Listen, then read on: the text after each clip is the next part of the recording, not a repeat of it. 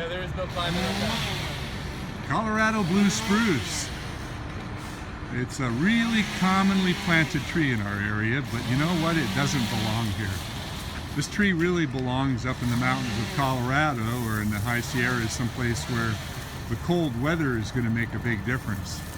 Now, it's not a bad tree to have around here, but it does have some difficult problems in terms of how to maintain them, because they get so thick and so congested that it's almost impossible to clean them out. You can do it, but when you sell a job to do a Colorado Blue Spruce, you don't really want to tip it back, you don't want to top it, you don't want to shape it.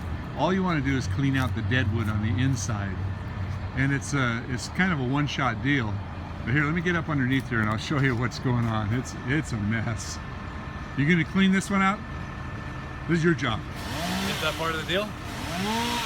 Only if you want to. Why don't you look under there first? Oh, look at this mess. Yeah. You could do it, Oh, wow. but you'd have to be really careful. You'd have to make sure that you're taking just the dead parts, because it'd be really easy to say this is dead and take this one piece out and pull it out and realize that it has all the green on the outside, and then there'd be a big hole. And if you create a hole, then the vision from the outside looks into all the dead, and that makes it even worse.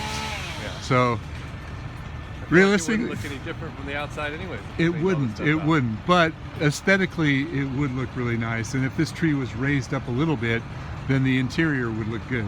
Yeah. So it's worth doing, but it's a tough job to sell because the clients don't see the difference.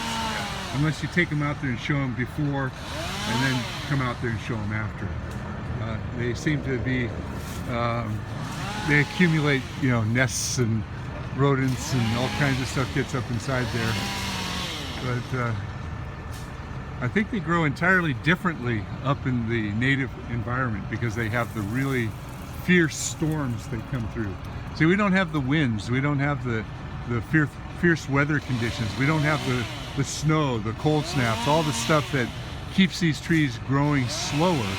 And if they grow too fast, you end up with all kinds of anomalies that the tree is not used to. So while it's a beautiful tree, I think it's sometimes best to leave trees in their own environments. Hey, knock it off. That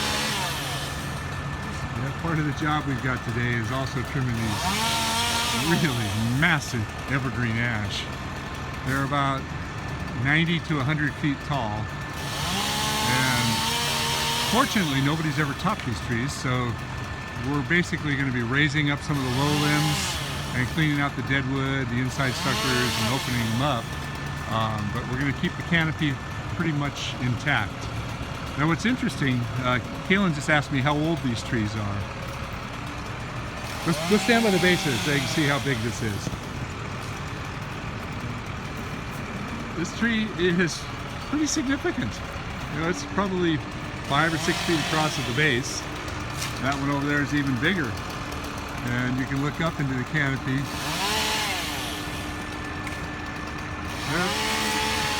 There are some potential weaknesses in these trees. Sometimes they will create splits, and you can see right here that there is a potential for this limb and this limb, as they get bigger and bigger, will force a split that could potentially come all the way down here. And if that was to happen, then this limb would go right on the house. Hate to say things like that, but you know, the reality of it is it's a possibility. It can happen. So what do you do about it?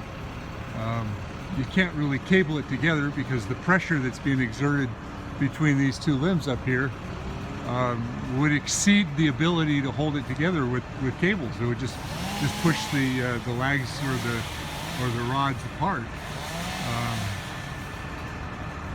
But it is common. I see this all the time, and it seems to hang in there. But every once in a while, I'll see these things split apart.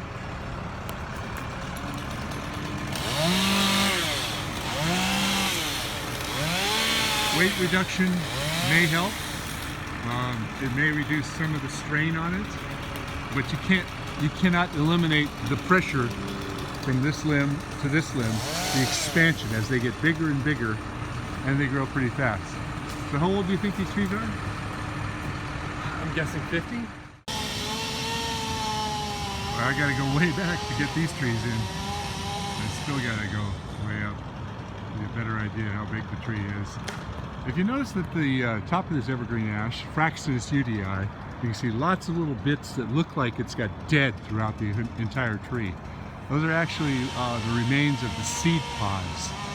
If you get a female tree of this species, they can be just an incredible nuisance. The amount of debris and seeds that comes out of these trees is mountainous. It's just a huge number of seeds. I'm not sure if the nurseries have a way of differentiating between the male and the female trees, but sometimes I'll see a big Fraxinus UDI and evergreen ash that doesn't have any seeds, and the difference is night and day. Beautiful tree, but potential huge problems.